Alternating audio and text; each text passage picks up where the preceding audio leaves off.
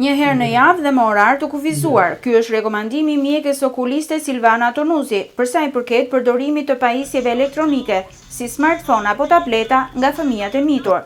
Në 10 vitet e fundit ka ardhur gjithnjë në rritje numri i fëmijëve të vegjël që shfaqin probleme me shikimin, pasi qëndrimi për një kohë të gjatë para pajisjeve teknologjike dëmton syrin.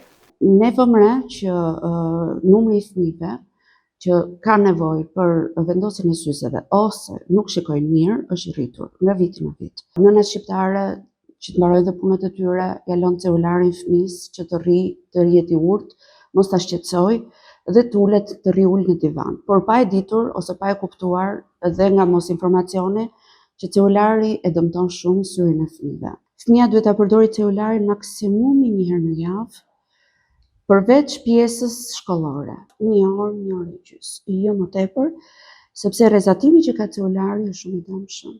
Përdorimi i syzeve optike është i domosdoshëm për fëmijët apo adoleshentët që kanë probleme me shikimin, por jo gjithmonë pranohet fillimisht nga prindrit e më pas nga të vegjëlit e tyre. Kjo për shkak se syzet kthehen në objekt bullizimi dhe mbajtja e tyre shmanget. Një fëmijë i cili nuk e dinte fare që shikonte, ishte 16 vjeç, dhe nuk pranonte as prindi as fëmia, sepse është stigma që unë jam qorr, unë nuk mbaj syze, më bullizojnë shokët, nuk i dua, ndihem i shëmtuar, nuk më pëlqen, pavarësisht se ai shikimi me syze të ndryshon 100% jetën. Varësia nga teknologjia është bërë pjesë e pandare e rutinës së përditshme, por rrezikojmë që pas 10 vitesh brezi i ri të përdorë gjithësisht syze.